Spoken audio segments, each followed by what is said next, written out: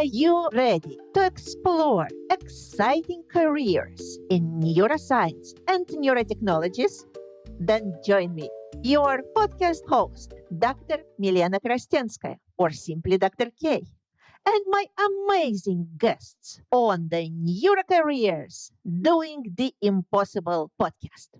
Discover what it takes to turn the impossible into reality.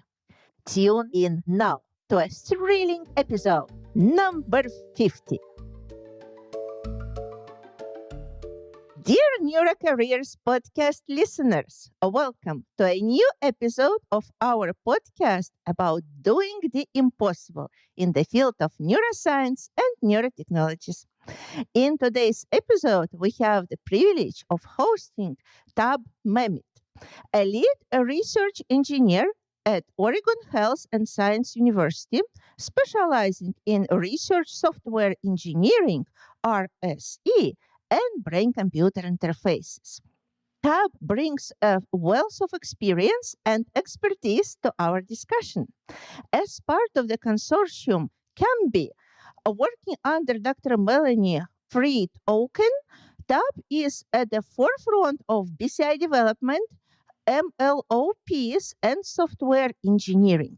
Their work is making significant contributions to the field of neuro-research. One particular focus of our conversation will be on the emerging field of research software engineering, which is gaining traction across various domains and even at NIH. Tab will shed light on its importance and how it can benefit neuro-research efforts as a whole.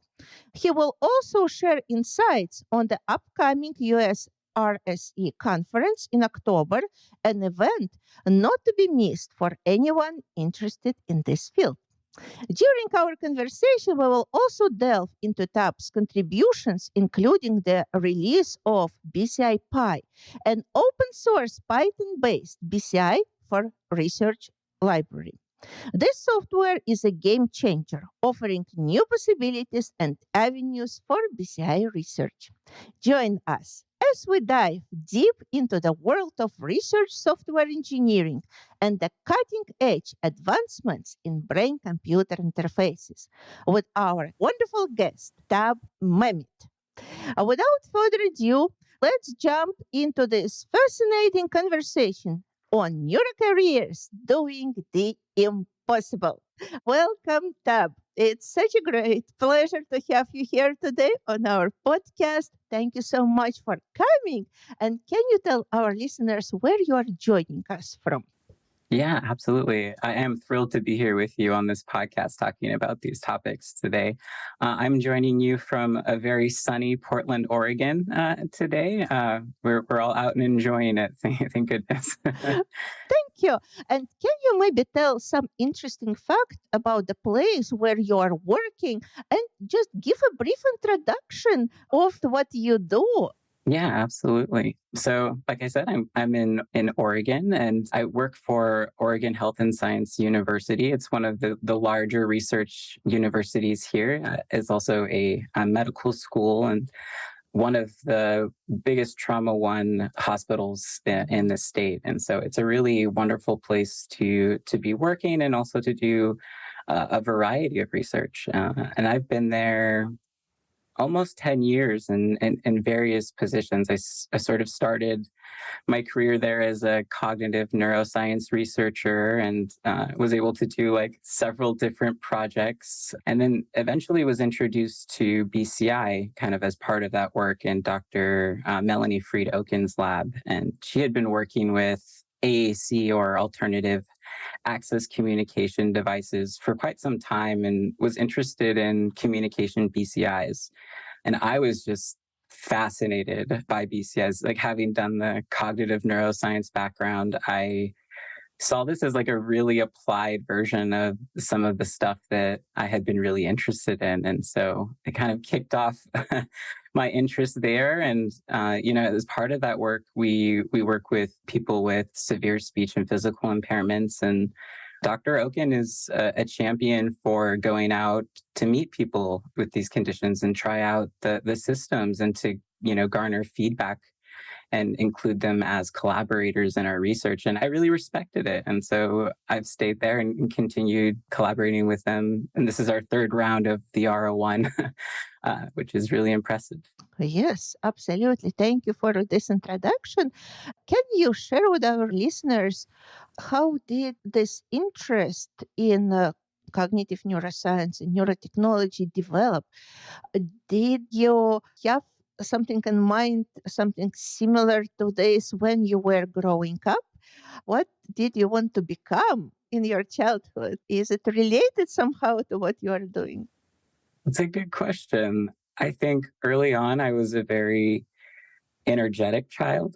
I loved technology. I had a real ease, trying to understand some of them. And so with that, I kind of kept with it for a long time. But early on, I was more interested in being outside and finding lizards and bugs and getting into trouble. And originally, I was always sort of a studious person. And so, like, going into college, I had sort of considered medical school, pre-med. And so when I went to Portland State University, that was my goal. I had gone in as a pre-med student, got my bachelor's degree in biology and public health, and did all the pre-med stuff. And as part of that, you do a lot of shadowing, and hopefully, you look for scribe positions. And I had done hundreds of hours at that point, and it wasn't really clicking. Like, there was so much about it I loved, being there and around those sort of things, and it just wasn't exactly what I had wanted, I guess. And so luckily, I had applied for and received a McNair Scholars program. I was awarded that fellowship, and as part of the McNair program, which is a federally backed program for marginalized people to connect to research and get their PhDs and give them the tools that they need. So when I started with them, I was connected with Dr. Oken at OHSU, who had done this sort of cognitive research. I came in a little more interested in like psychosomatics and stress and how, your experience can impact your biology and sort of studying the sort of connections. And Dr. Oken was at that time had a grant for stress and meditation, and we hit it off. Like, our initial conversation went really well, and he agreed to be my mentor. And I've been in his lab in some capacity ever since. Like, I've just found it a wonderful home to both explore my research interests and, expose to new technologies. As part of his lab, I was one of the original people to introduce the CortiQ passive mapping in the surgery room. Like, I got to go in the surgery room. And for me, like, being able to do so many different projects and be exposed to these things was exciting, and like I can't look away from it. And so it's just sort of kept me here unexpectedly, right? Like, obviously I didn't come in with this sort of intention. Yes, absolutely. Very interesting path. And I would like to delve a little bit deeper into that. So you are going to the university with the intent to go to the medical school. You take this hours and hours of volunteering, shadowing. You take all the prerequisites. And then you decide, it's not exactly what I want. I need something different. So I know that quite a few students are going through this path when they find that, yeah, actually, this is not exactly what I want to do. And many of them feel guilty. They're saying, oh, okay, how can I now leave all of that? Everybody knows that I'm going to the medical school and I'm not. Did you have a moment like this? And maybe you can share with our listeners how you overcame, that point to go and search, no matter what, I will try to find what I really want. Yeah, that's a good point, because I think many of us, having such, big aspirations and to go into these sort of fields, like, we're very driven people, and to let go of a dream or an ambition in which, like, you've put considerable effort into can be difficult. Absolutely. I think what helped me was that I had another path immediately accessible to me. I did struggle with it, and I had to reimagine what my future would look like, and also with what I decided to do, and we'll talk, obviously more about research software engineering, a little bit of uncertainty about exactly where you might end up, even though there's quite a bit out there right now and some opportunities. It's not exactly a paved path in the same way that medical school might be. Yeah. Yes, absolutely. You need to explore new avenues, and you are not absolutely sure where it will lead you. Mm. Yes, compared to the medical school. Thank you for sharing that experience. And now also you mentioned that path that was available for you receiving that scholarship, as I understand, yes, and Mm. being able to join the lab. How did that happen? Because again, people finish their bachelor's degree and they start looking for positions for opportunities, and many are struggling with that. Yes, that Yeah. initial entry. What helped you to make it? How did you find the scholarship? Can you just give a little bit more detail on that process, on that transition from just you graduated and now you are getting into your first research position? Yeah, that's a good question. I think I would always recommend starting earlier. Right. So, like, I'll talk about people perhaps who have already gotten their degrees, and then maybe how you might reach out after after that's already been done. But let's say you're already here, like seeking out those volunteer opportunities, really addressing the realities of what you might want to do and what it might look like. Being open to a variety of opportunities. I think a lot of pre-med students are already getting this advice to, like, diversify, like do go into research, go a little bit outside of what you want, not only to build your skill set as you come into medicine, but also to make sure that something else might not spark you and your joy and interests more. So seek those out, and that's how I found the McNair program. As part of that, I thought maybe an MD PhD, and they could help me apply, and I could get a free MD as a part of this. And so it was still me trying to figure out. I have this wealth of knowledge, this skill set that I have now accumulated. It's not worthless, right? It has an application. And so, what does that look like? And what do I need to make myself competitive in this sort of landscape? And so that's what led me to McNair, but also to pursue other things, learning how to program. I saw that as like a potential stabilizer in my life, along with my research. Yeah. Yes, yes. Thank you so much. And thank you for mentioning programming, because actually now this is your main focus and your biggest contribution. So, how did it start? Why did you decide that this specific skill, programming, will be something useful for you looking forward? Which makes sense, total sense now. Yes, but you were intuitively finding this, or you had some certain already criteria by which you chose, okay, this, I think, based on all those things, will be something that I need. So how did it happen, and how did you develop this skill? Well, I had done a little bit of Python and other programming as part of my degree. And so, we're kind of forced into some of those things, right? But also, and I still sort of approach programming this way as a means to an end. Like there were cases in which I needed it to do something I wanted, and so it's something that I had had some exposure to, but I had a lot of discomfort in, like a lot of fear going into changing other people's code, to using it, to debugging it. There was just so much of a black box that I didn't know, and it actually like caused a little anxiety in me. And so I was like, I want to address this.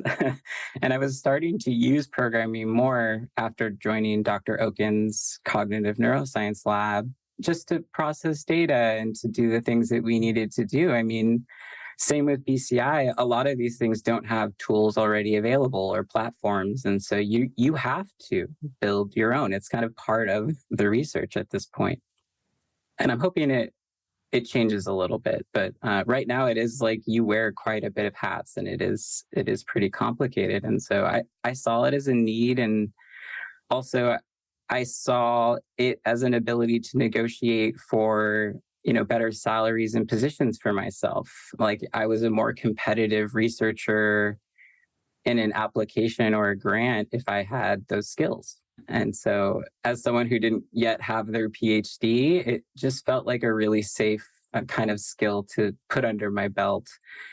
And so I started the search. I did a little bit of self teaching by myself. I started joining local coding communities, fellow nerds in the wild. And that really connects you to the technologies and what everyone else is doing.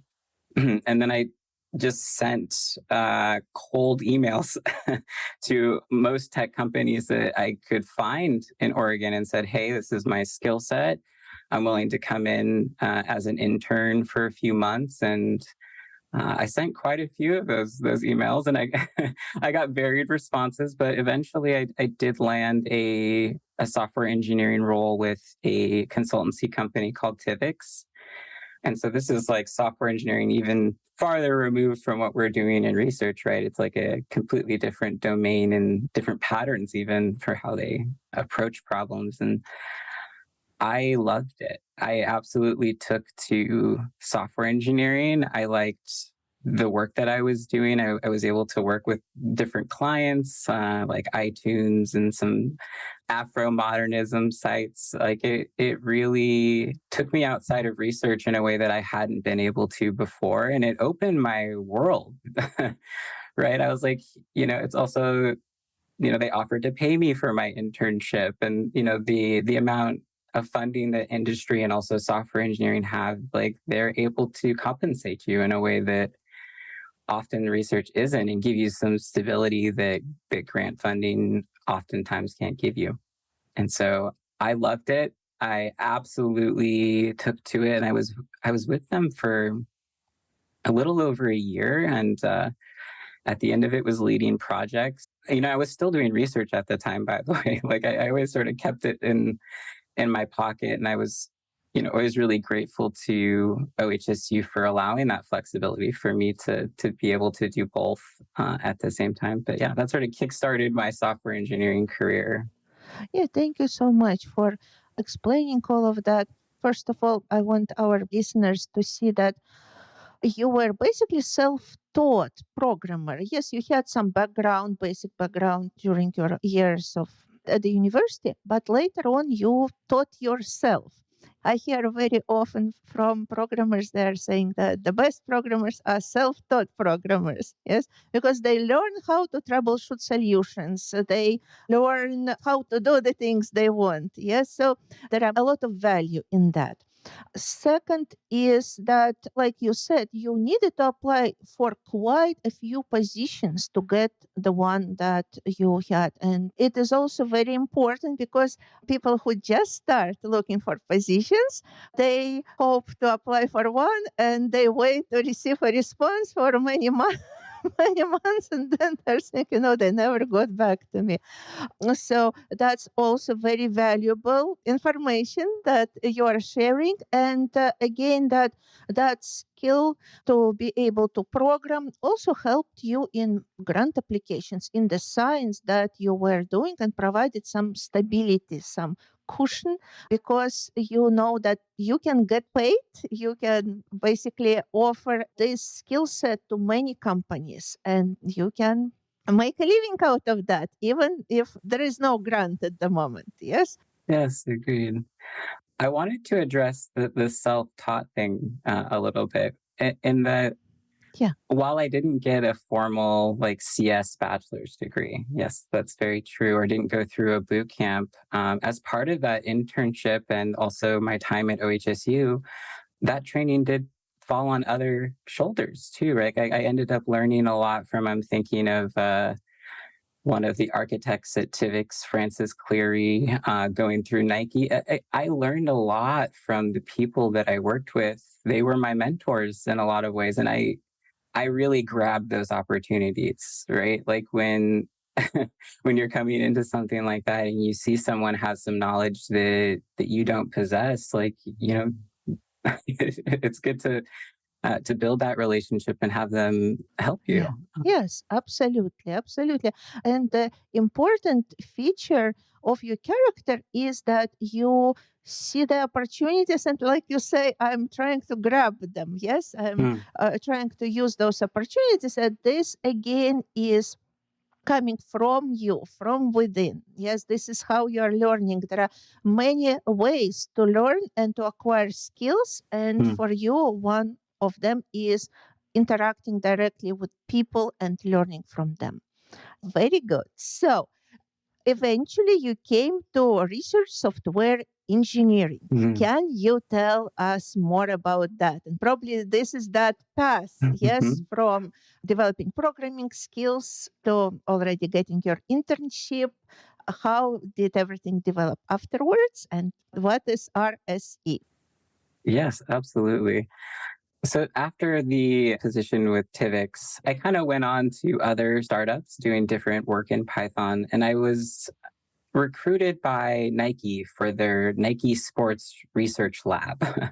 An amazing opportunity. And it was sort of the first way in which I saw my software engineering and research combined. I was like, oh my gosh, I can't believe I get to do this. And I'm not building another, software as a service app, which is still interesting, but not quite my passion, right?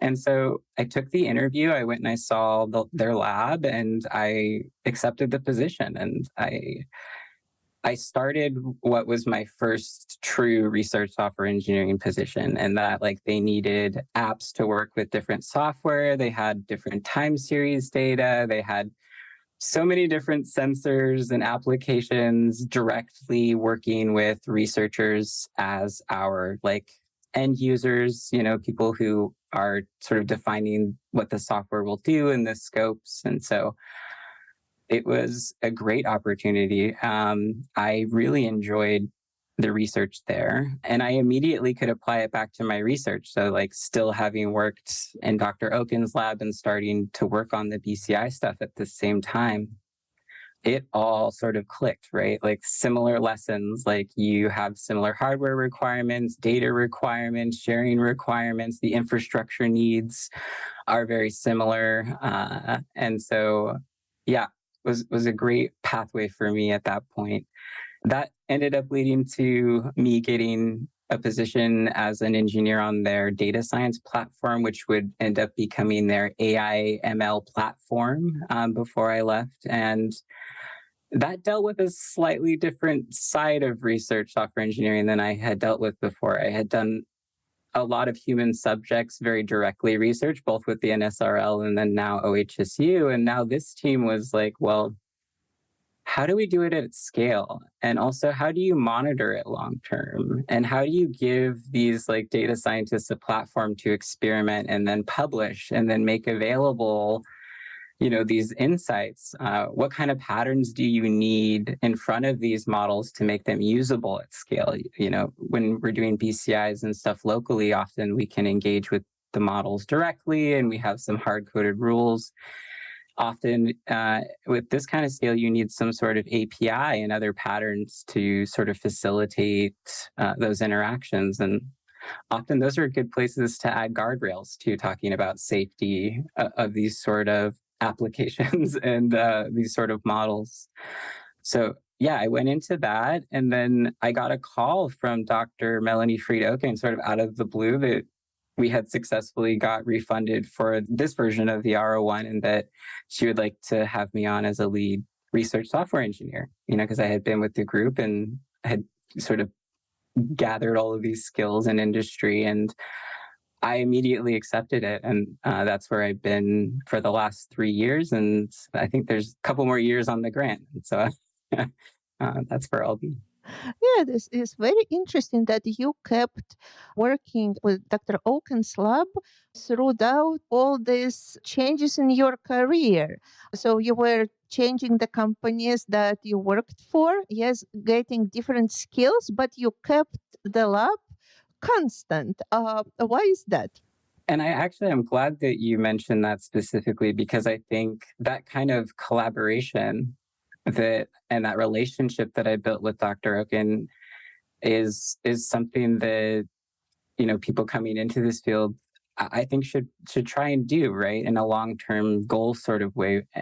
And I've done that with Dr. Oken as well, meeting other professionals in the field. Like, these are things where connecting with people who share your research interests and are in the field with you, building that community, you can do the research that you want to do as well. Like, people think about you when they're about to propose something. They're like, hey, I remember Tab. He's really interested in X, Y, and Z. He has all this expertise. I'm going to call him up and I'm going to ask him about this because I trust his opinion. And we've been in contact, for this long. And so it's important to establish those sort of communities and relationships. And that relationship with Dr. Oken has been invaluable to me in my career and my ability to conduct research as someone who doesn't have a PhD. Yeah, absolutely, absolutely. And we can definitely recommend it to our listeners who are getting into the field, that keeping those valuable connections, staying in contact, it's very important.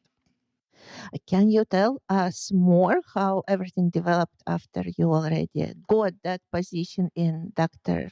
Oken's lab? What project did you work on, maybe specifically, and your further development in the field of research software engineering?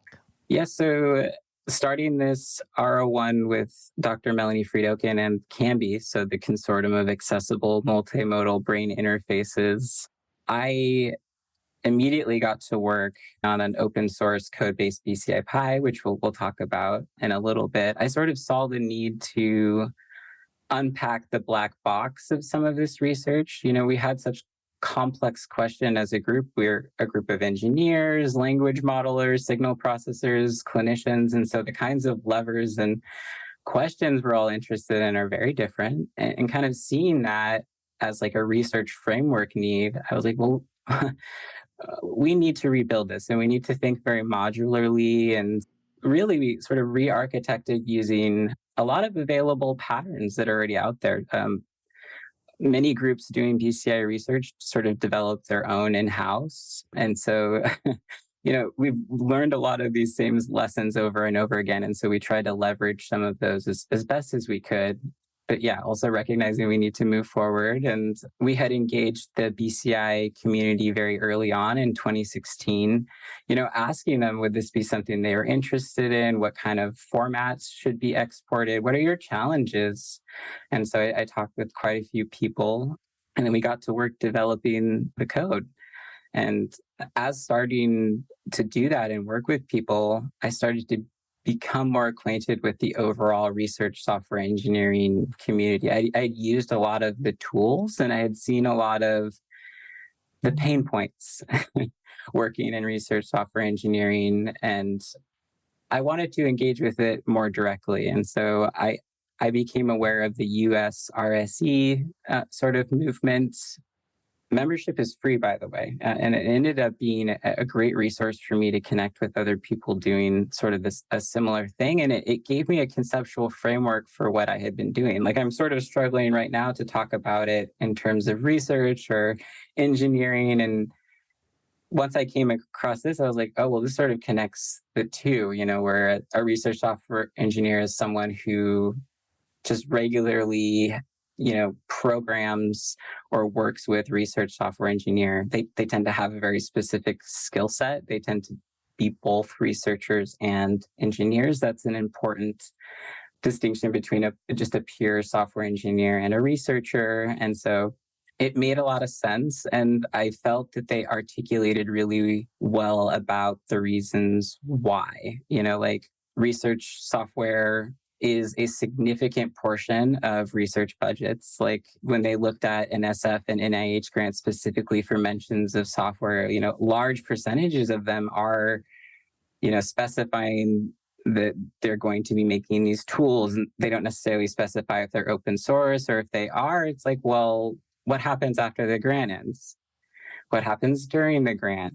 How are they collecting these things and maintaining it and evaluating it? There really there isn't currently a lot of standards for us to leverage.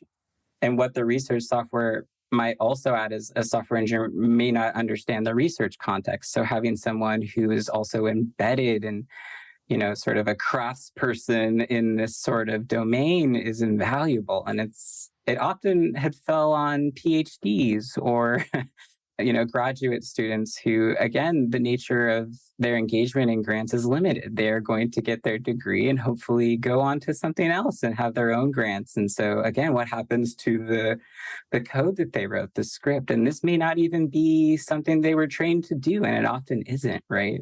And so does the burden really fall on their head? I actually don't think it does. It kind of falls on us to be very intentional, and I think as part of that, defining and carving out research software engineering as a domain that's required and funded in longevity. I think that's going to benefit research in the long run, and it's going to give us more sustainable software, and it's going to build a community of expertise that PIs can trust and leverage. Yes, absolutely. Are you aware of any programs, maybe at the universities, that offer research software engineering degrees, or maybe some diplomas where people can learn both skills, yes, and research and software engineering? Yes, I think that kind of gets at like who are research software engineers right now. Like, Mhm.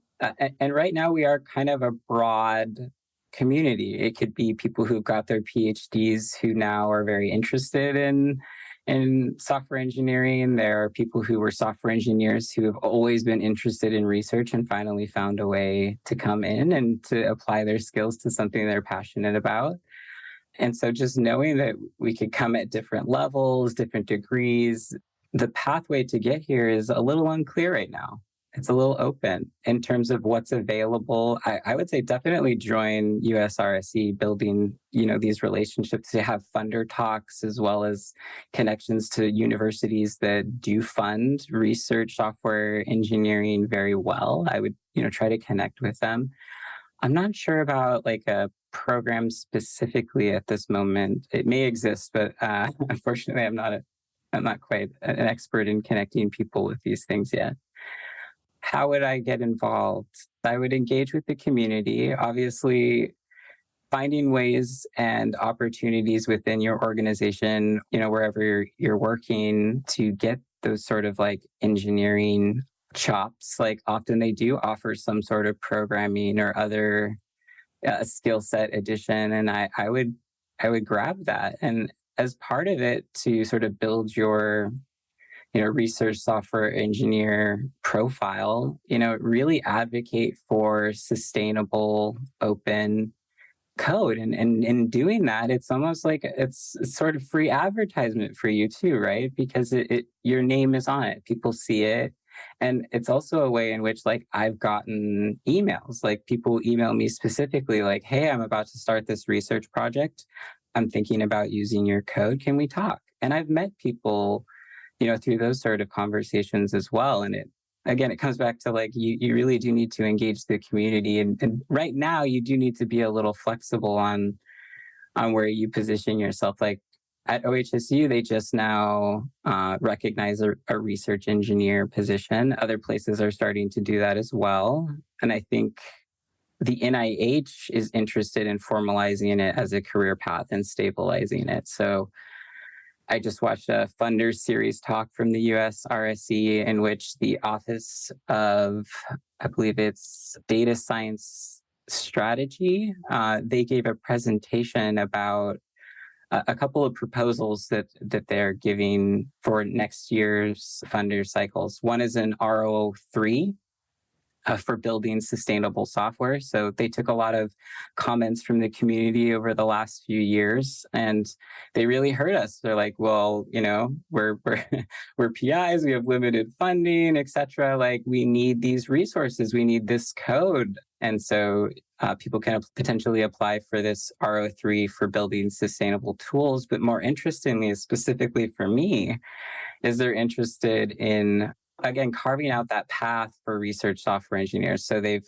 advocated for an R50 Research Software Engineer Award, which would give independent salary support for a research software engineer, hoping to give more autonomy and to give a foothold to this sort of career path in the long run. So I don't have a lot of answers for you right now, but there's a lot developing, and there's, I think, a lot to be excited about and look out for in the future.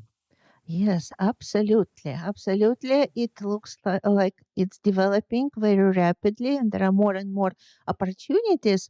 And I like that you mentioned building the profile of research software engineer. I know that many people are creating open access code in Python to even demonstrate to their potential employers their skills and, of course, to share their programs with the community. What would be an optimal profile to create for people who are trying to get into this field of research software engineering? What would be your recommendation?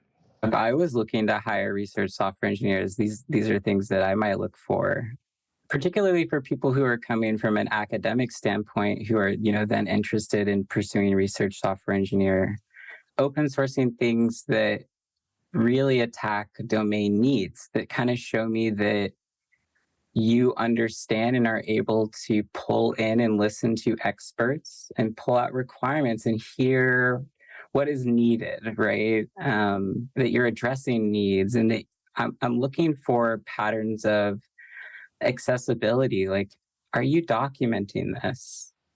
Are you considering the ethical implications of what you are providing?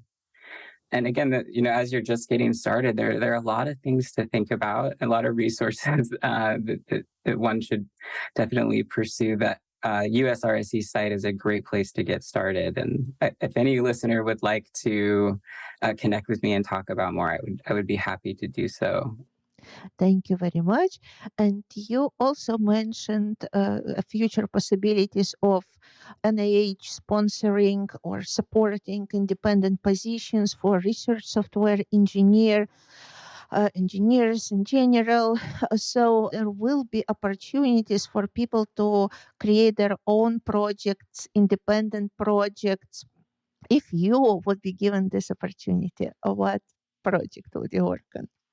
I would definitely stay in the neurotech space. This is like my love and passion. I would want to stay in a BCI project. I've put a lot of time and thought into it, and there's a lot of different things I would love to do. Obviously, we're constrained by both like time and grant money for what we're able to do, and so yes, I would love that, and I would, part of that, love to be able to continue to train more students. Like, as part of my role at OHSU, and what I was able to sort of write in was I would be able to take non-traditional coding or other students in, and I could train them. And that's, again, one of the ways to get your foothold, those internships, those connections. And specifically in software engineering, where degree requirements don't exist, but there's still a high standard, right? And it's often hard to articulate to people like what those metrics are, right? Like, how much Python do you need, or how quickly should I be able to do this? And the answer is sort of arbitrary. And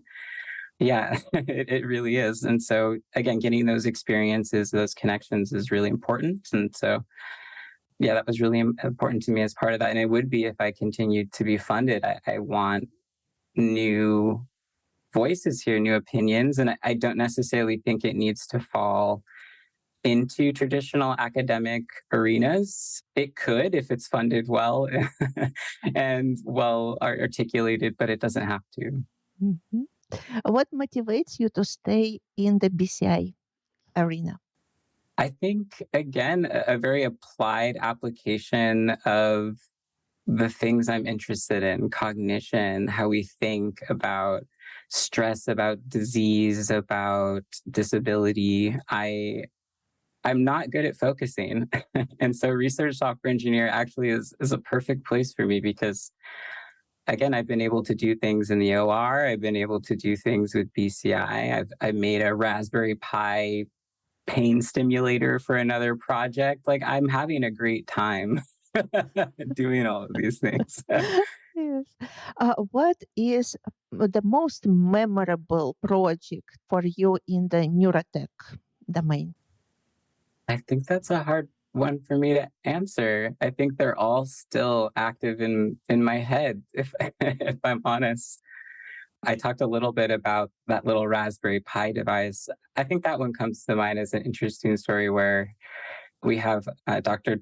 Dharma Colgan, who was interested in studying pain evoked potentials. And she kind of comes in with an interesting meditation background. And so she's asking questions about like, what happens to these, pain potentials over time? How do they habituate? What factors lead to their amplitude, their distortions, their differences? And are there metrics of like introspection and awareness that modify these things? And so it was a very scrappy project. I got to solder and work with these Raspberry Pis, and it was a mess. My office was just full of wires and like random stuff for like a good month. And I loved doing it. And we found some really interesting stuff. So she's going to be presenting some of her research this summer.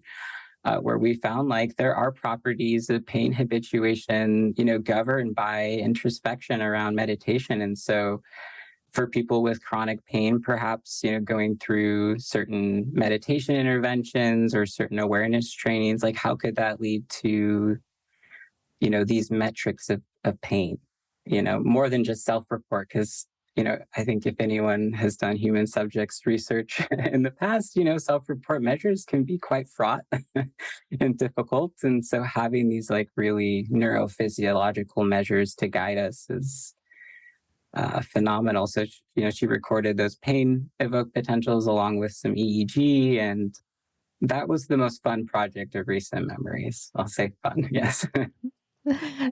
Thank you. And now the most challenging part of what you did so far, and how did you overcome that challenge? What helped you? I think the most challenging part is something I haven't overcome, but is something that I'm actively coping with and taking steps toward, which is that we are in the research phase of developing BCIs. And although like I make relationships and go out to the homes of people with SSPI, we are still at a pretty big disconnect between translating that and their expectations. And we may even have questions that we're asking that may not lead to a direct increase in communication, right? It may be burdensome, but we still need to sort of understand these underpinnings. And I think that makes it really challenging to work here. I think it does take a toll.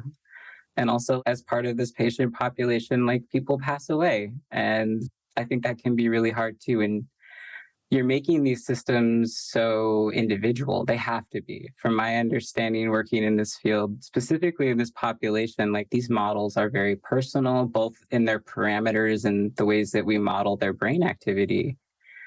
And so you spend a lot of time trying to figure out them and what's best and how to make these communication devices. And so it's a huge loss when, one of our members passes away. Yeah, so that's a challenge. It's a challenge not to be able to give someone something you feel that they're asking for. And progress is slow. I'm a very ambitious person. I have big dreams and goals. And so in a system, again, that won't reach production by the time this grant is over, it's best to sort of be really realistic about what you're trying to achieve. Set your goals and be really excited about the progress within that space. I think a lot of people talk about enjoying the process, and I'm very hesitantly moving in that direction, right? I still have these very big North Star goals, and I think a little of that's important to keep me going forward. But yeah, really setting achievable smaller goals comes down to sort of the planning and setting your expectations. Yeah, thank you for mentioning that. And I would like to ask you maybe to explain a little bit more about the population you are working with so that our listeners would understand. So you are referring to working with patients with amyotrophic lateral sclerosis. Yes, am I correct? That is one of them. More broadly, we work with, I mentioned severe speech and physical impairments. So ALS would be in that locked-in syndrome more broadly. So folks also with brainstem strokes and other types of neurodegenerative disorders. ALS is definitely a target for this, right? Where this is a group of people in which they may have some or no volitional motor control and who require some sort of AAC device or a person to help them speak and to do sort of the daily tasks of life. And yeah, so with communication, BCIs are sort of aimed at addressing here is again that communication using these sort of endogenous or otherwise potentials to both speak. There are other applications here for BCI as well, including wheelchair controls and other sort of prostheses and things. But yeah, that's sort of the need we're addressing is this communication and hopefully autonomy, right? There are some BCI applications that also lead to better like computer control and things like that. So that's kind of what we're hoping to address with our research. Yeah. And what really stalls that transition, like you said, from the laboratory to the ready-to-use device that can be easily used by people with problems, communication problems? What is that, and how you with your team members are trying to address them? Yeah, absolutely. There's a couple different levels to this, and then kind of what my team within that is trying to address. One is funding, right? Like, how do neurotech startups or companies fund their new device? BCI, what's the market? How well does it work? So these are the things that kind of come into the translation. Can we get insurance to fund this? What about technicians for these sort of technologies? I think sort of a pie in the sky dream that we have is that these work without any input whatsoever. But most assistive technologies or even computers or things that neurotypicals use require assistance and support and setup. And so like building that in, right? Like how do we train personnel to sort of be in this field? Do we leverage SLPs or other people who already have that kind of expertise? And it's just sort of a continued educational thing for people interested in providing. In terms of research, there's so many layers that still need to be refined and unpacked. I can talk about a few, including home use of EEG can be fraught with, artifacts, distractions. We don't well handle those sort of external noise things in our traditional, I'm talking very external EEGs right now.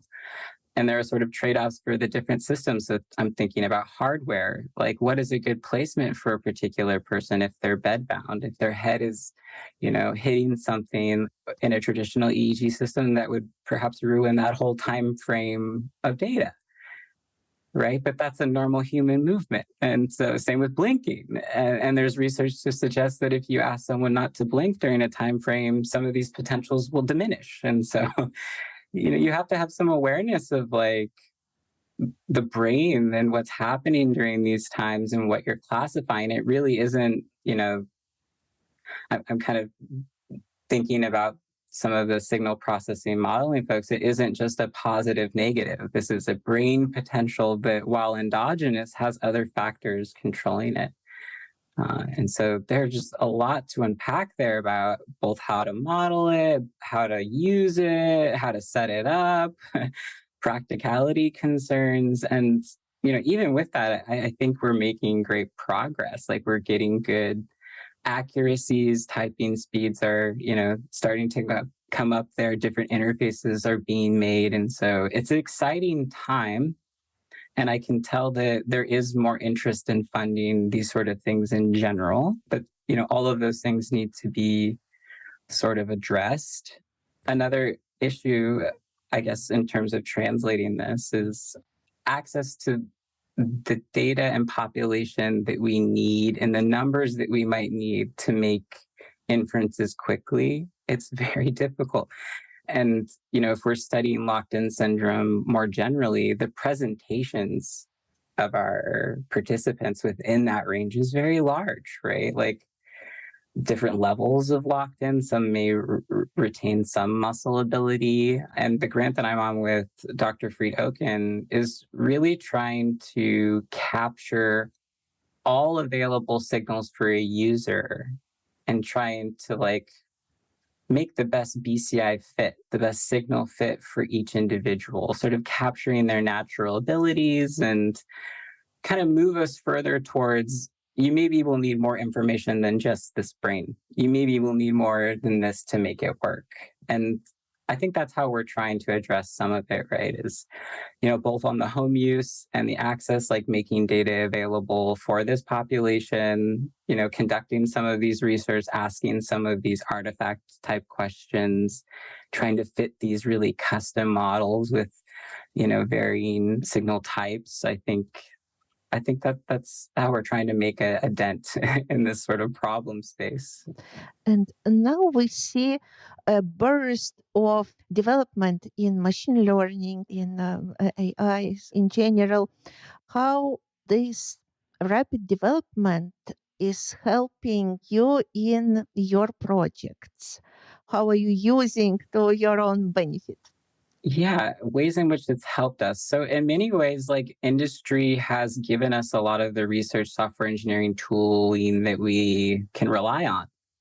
So funding from Google, from Meta, et cetera, has led to open source of many of the Python libraries and foundational tools that lead us to be able to do the research that we want to do. I also think I brought up BCI Pi. MNE is another one for EEG data processing. Many people know SciPy, Pandas, NumPy, etc. Those were funded by, industry, NumFocus, consortiums, sort of things like that. And we have a lot to thank them for. If it wasn't for some of those efforts, I don't know that we would be moving as quickly. Additionally, we've leveraged some of the models. So in one of our more recent studies, we were able to integrate GPT-2, some of that Hugging Face stuff, and it performed pretty well. And so, we're interested in pulling things that we can. Absolutely. Yes.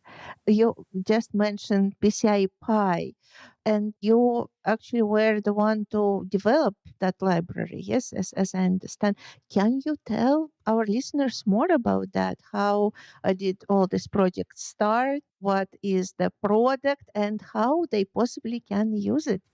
Yeah, absolutely. I'm obviously really excited about it. I've spent quite a bit of time developing it. So this came out of a need in the previous RO1, and I wasn't a full-time employee at that point, but we had a pretty reliable, workable MATLAB BCI in which we had published some of our initial research on. But, as grad students came and go, as technologies were progressing and we were wanting to integrate with the newest, with distributed systems, with things that took more GPU and CPU, that platform quickly became a limitation for us. And especially for the kind of online sort of application we were hoping to build, it actually wasn't very feasible within the MATLAB program. It really is for prototyping and for scripting, and it does a really good job. I want to tell people that MATLAB's a bad thing to use. And I guess another consideration was that MATLAB is quite costly for some.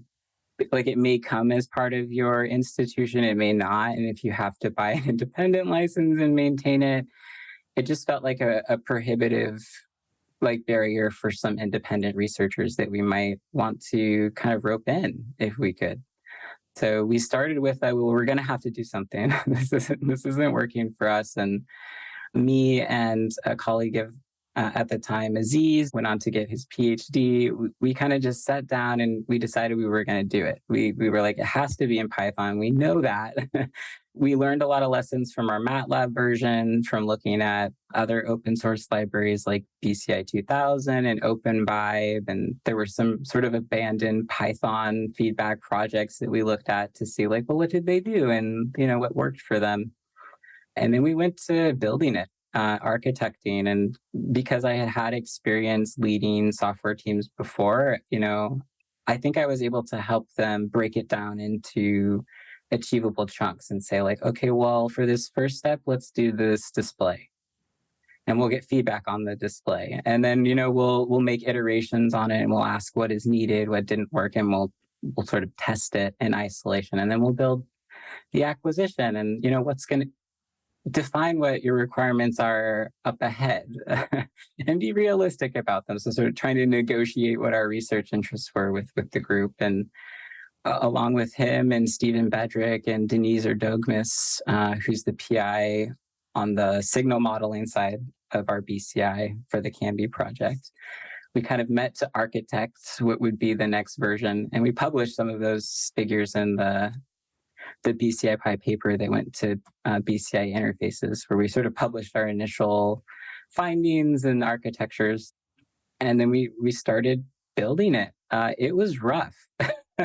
We learned a lot of lessons, and I'm still learning them, to be honest. And I'm glad we were able to plan it in the way that we were, and we were able to achieve it. And I guess one of the issues that we still face is sort of the modern operating systems still kind of get in our way, because we could make a Python library that can reproduce and do all of these things under certain assumptions, right?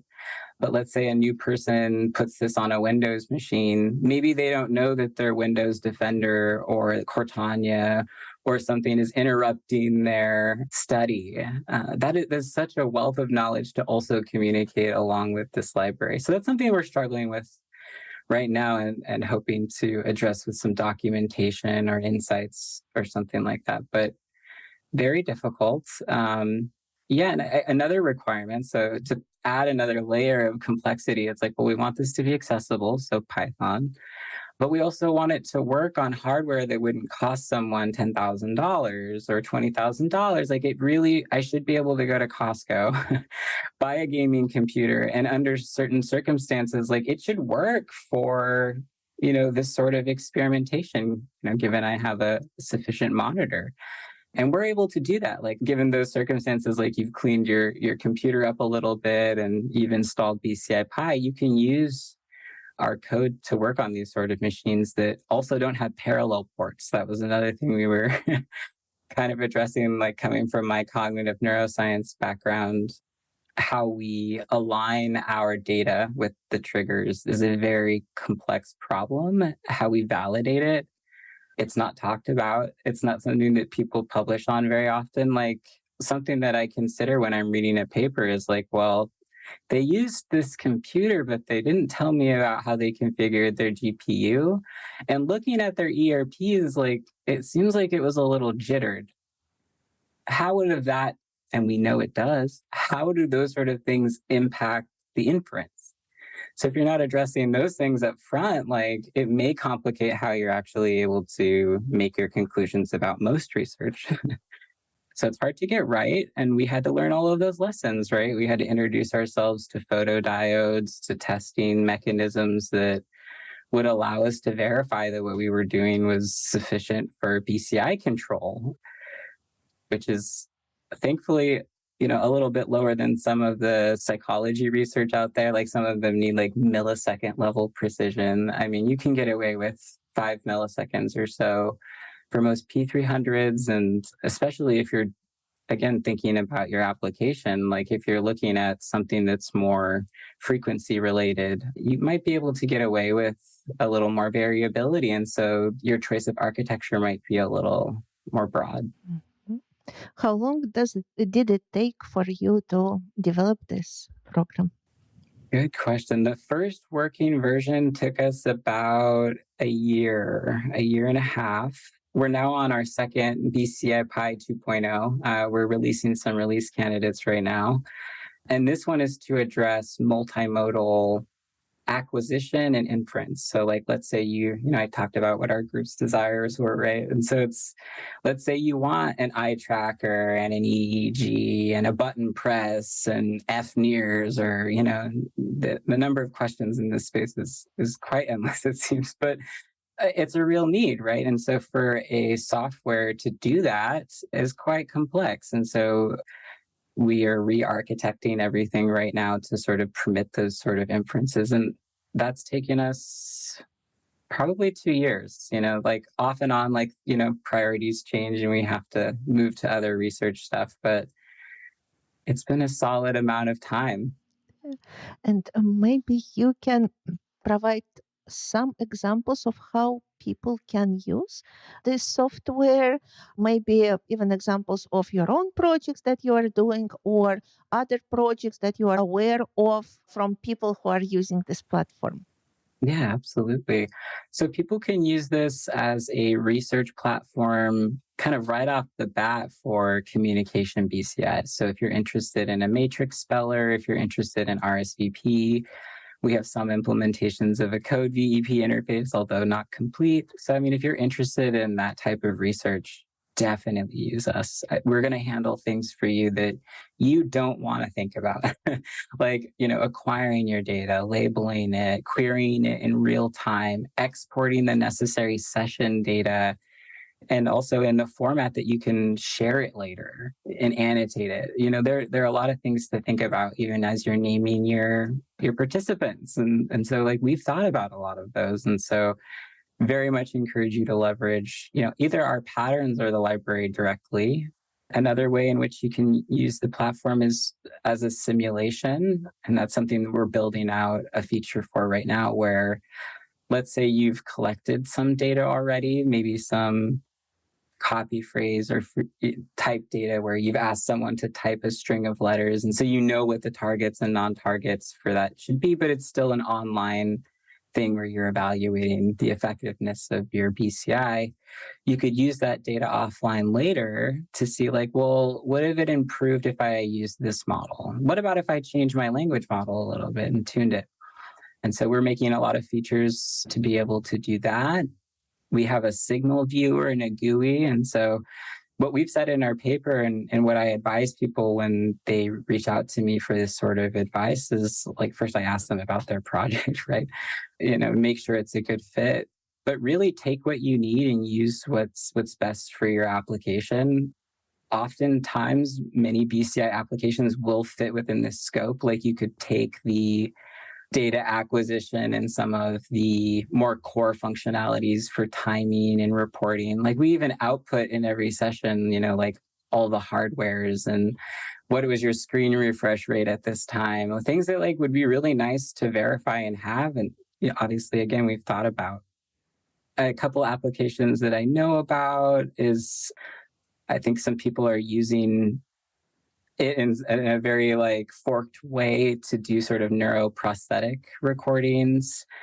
We use BCI Pi to record data for a neurofeedback application. We've published some data on that and can be. People have used it for things not in BCI, like someone had published using, what was it? It was like an environmental science and metallurgy. So they had used some of our signal processing stuff, and I was thrilled. I was like, that's not what this was for, but I'm glad that it worked for you. And that's how I would say to use it. Definitely as a research application, and then there are parts of it that you could add to your scripts if it was of interest. How do you see the future of research software engineering? Well, I have hopes. And my hope, given what we've seen in more recent times, is that it will be a dedicated and like well-funded career path that is part of that, about building community that we can set reporting standards, both like how do we publish a new software? How do we talk about it? How do we keep it updated? Like, where do we go for funding for these sort of things? So just more support to keep the foundation moving. Like I think the need is articulated. The problem space is like well seen by many sides of the coin. And so I'm hoping, again, like really core support for those things, both in academia, but and also in industry. Right, where there are still a lot of applications, and there are quite a few neurotech companies, coming out of VC seed funding rounds who are looking to establish themselves here. Absolutely. And maybe even research software engineer with some specializations. Like many people are looking for the specialization in neuroscience, neurotechnologies. Yes, for research. And we Absolutely. receive a lot of questions. Some people are saying, I'm software engineer. How do I get into the field of neurotech? How can I work in that field? So they need and both research experience and also neuroscience. Have you had an experience maybe with the people transitioning from software engineering into this specialized field of research and neuro specifically research? And what maybe would be your recommendations for people who are trying to do that? Absolutely. And just to kind of give a shout out to how many people are interested in this space. Like in the time that I worked in industry and software engineering, I met many people who had already done some research as part of their CS, who had specialized in BCI, who were interested in human computer interactions, and who ended up like working on a website because that's where, again, they could fund their life, their family in perpetuity, and maybe they didn't want a PhD. It was not practical for them. I've met so many of them and who want to do little projects with me too. Like, hey, can you come over and we'll build this thing? They're just so eager to like get their hands on something. And often they're willing to volunteer. They're just looking for connections. They're looking for their foot in. And so, yeah, I wanted to talk about them a little bit too. But yeah, like making those sort of positions known and also recognizing that research software engineers, like while we're researchers and really technical, this is like a very intellectual work. Like we don't have a standardized degree. We look very different. And that's one of the things I love about being here. I don't actually want that to change. I would love for us to continue to allow somebody who's just independently very interested in something to make a real impact if they feel it, along with the other experts in the field. So finding ways to connect people is what I'm interested in. And in that way, I had been involved in a lot of communities here. Unfortunately, the pandemic has made me quite inactive, and I'm having to sort of dust off some of those. We used to go in for conferences and talk with people.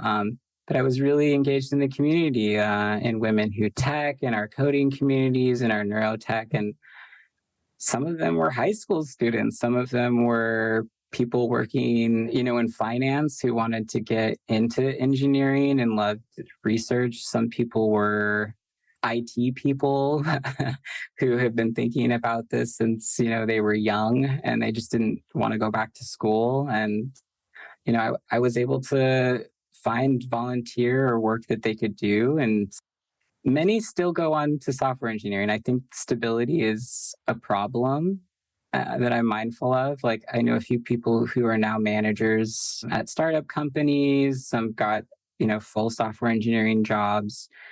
I do know a few people who did end up going back to school. They decided, like, okay, well, actually, I need a bachelor's. I feel actually I need a little bit more here. But just that initial footing and talking with someone and being like, yo, I have these so many interests and passions, like I don't know what to do with them. And I'm like, here's a way.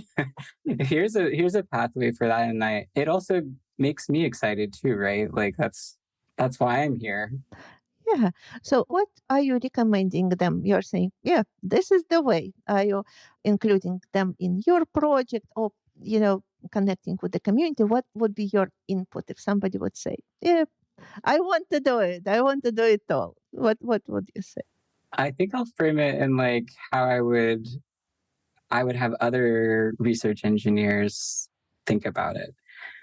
In that, like, okay, well, I'm interested in bringing people in from the community. They don't have to be PhDs or in this sort of program. So what does that look like? How do I accommodate that? Because I also don't want to bring a high school student in that's never programmed and be like, code a BCI. Like that's an unreasonable expectation.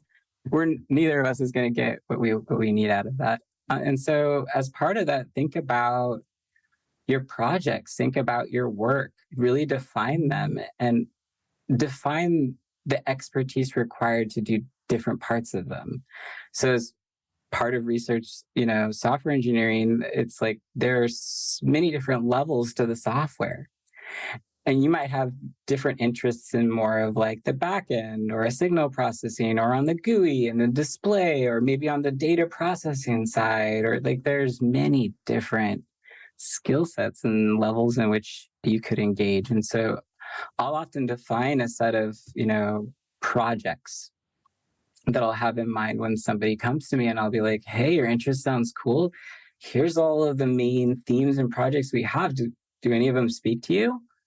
And then we'll talk, and I'll say, well, okay, well, here's some of the work I know we have available. What are you able to commit? I really prefer and encourage people who are either in high school or undergraduates that approach me to get some sort of credit for it. Often there's like an internship credit, or it can be part of a thesis or another project. You can get funding for it. And that goes both ways, right? It ensures that like you're doubly motivated to continue and finish the project with us if you already have all this other schoolwork, but also like you're going to get something out of the time more than just obviously programming and design. And so, yeah, we've taken on people purely for design. They just wanted to design interfaces and they didn't want to code. And I've taken on people who really only were interested in GUI development. All very helpful to us, right? Because at the end of the day, I have a bit of software that a clinician has to use to run their research. So as little as they have to like type into a command line and do some complex stuff, that's going to reduce the error. It's going to reduce, I think it will hopefully increase some of the trust in what's happening too, if they don't have to go in there themselves. So yeah, keep your projects open. I guess kind of know where different skill sets might fit, given what they tell you, and be open to those sort of things. Yeah, thank you very much. And I hope our listeners are being very attentive to what you are saying, because they come with those questions I'm very glad. often. So now they hear some valuable answers. And I would like to ask you a question that I ask each of our podcast guests. It's about doing the impossible.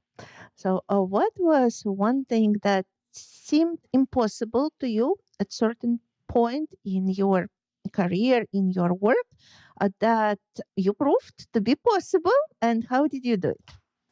Yeah, I think me being a research software engineer kind of is that. I had never considered it. It seems impossible because it didn't really exist to me, and it wasn't articulated. And I think I've proven that you can come from a very different background and you can have many interests, and you can still be here in the neurotech field, and you can contribute in really interesting ways as a research software engineer. Mhm. Thank you. And what is the best way for our listeners to learn about the work you do and connect with you? Yeah, so you can find me on LinkedIn, reach out to me. I'm pretty active at responding messages. You can contact our research group, Canby, at canby.tech. You can see what we've been doing, some of the research. You can engage with BCI Pi. It's open source on GitHub. And I think we'll make that link available for the listeners. And you can reach us on there. You can submit issues, engage with us. We have a Slack channel if you want to see all of our random postings and articles. You're welcome to join us. Mhm. Thank you so much. We will add all that information into our podcast notes. So, thank you so much for being such a wonderful guest. And is there anything else you would like to share with our audience about your work, your journey, or any upcoming projects or initiatives you're involved in, or just, share some advice? Yeah, absolutely. Well, I wanted to come on and talk about the first US-RSE conference that's in Chicago. I think by the time this podcast comes out, submissions for abstracts will be closed, but registration will still be open. So I would encourage folks to sign up to go. The theme will be software-enabled discovery, and there'll be quite a bit there. Really excited to be a part of that. I'll also be at the BCI conference in Brussels in Belgium this June. And so if you see me and you want to chat, come on up. I'll be presenting some work on artifact handling and identification. And some of my colleagues at Canby will be presenting some new interfaces that we've been working on. Yes, very fascinating. I also would recommend our listeners to join those wonderful events. And of course, BCI conference is the event for all BCI enthusiasts and professionals, the main event of the year. So, yep, if I could, I would join the conference as well. So thank you again for this exciting conversation, all the valuable information that you shared with our listeners. I wish you all possible success in your projects and, of course, successful development of this new framework of research software engineers. I hope the path to it will become more and more clear and people can choose it and even specialize in maybe research software engineer for neuroscience and neurotechnology. So that our listeners would be able to choose this path and know what awaits them at the end of it. Absolutely. Thank you for giving me the platform to talk about these things. And I'm, again, really excited to be talking with you today. Thank you so much.